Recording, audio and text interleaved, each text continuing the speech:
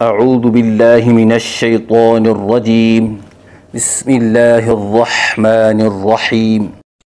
پہلی تختی کا 20واں سبق حرف فا کے متعلق ہے۔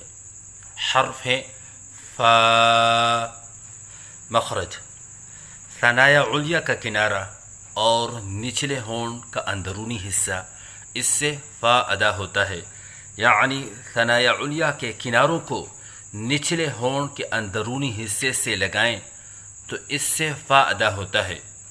جیسے کہ آپ کو اس نقشے میں نظر آ رہا ہے کہ ثنایا علیہ کا کنارہ نچلے ہونٹ کے اندرونی حصے سے لگا ہوا ہے۔ پڑھنے کا طریقہ: فا کی ادائیگی کے وقت اوپر والے دو دانتوں کے کناروں کو نچلے ہونٹ کے اندرونی حصے سے لگائیں اور اس کے بعد پھر زبان کو الگ کریں اور منہ کھولیں، کیونکہ الف کی ادائیگی منہ کے کھولنے سے ہوتی ہے، اور ایک الف کے برابر لمبا کر کے پڑھیں۔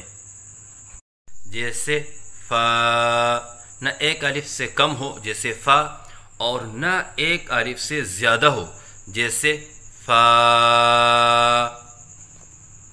غلطیوں کی نشاندہی: بعض بچے فا کی ادائیگی کے وقت منہ بند رکھتے ہیں، یہ غلط ہے، جیسے ف، کیونکہ الف کی ادائیگی منہ کے کھولنے سے ہوتی ہے، جیسے فا۔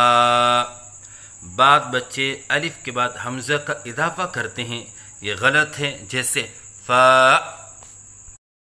بعض بچے فا کے الف کی ادائیگی کے وقت آواز میں لہراؤ سا پیدا کرتے ہیں، یہ غلط ہے، جیسے فا۔ اگر ان غلطیوں میں سے بچہ کوئی ایک غلطی کر رہا ہے، جیسے حمزہ والی غلطی، تو اس غلطی کو درست کرنے کا طریقہ یہ ہے کہ استاد کو چاہیے کہ پہلے بچے کے سامنے صحیح ادائیگی کرے، جیسے فا، اور پھر بچہ جو غلطی کر رہا تھا اسی کو دہرائیں، جیسے فا، تاکہ بچے کے سامنے صحیح اور غلط کے درمیان فرق واضح ہو جائے۔ اگر اس سے بھی یہ غلطی درست نہیں ہوئی تو اس غلطی کو درست کرنے کا آسان طریقہ یہ ہے، جیسے کہ ہم اردو میں کہتے ہیں فائدہ، تو لفظ فائدہ بالکل آہستہ بولیں، فائدہ۔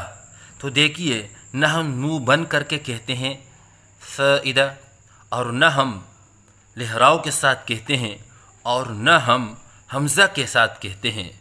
جیسے اردو میں لفظ فائدہ کے فا کے اندر آواز درست ہوتی ہے، ایسے ہی حرف فا کے اندر آواز درست ہونی چاہیے۔ تو صحیح ادائیگی ہے فا۔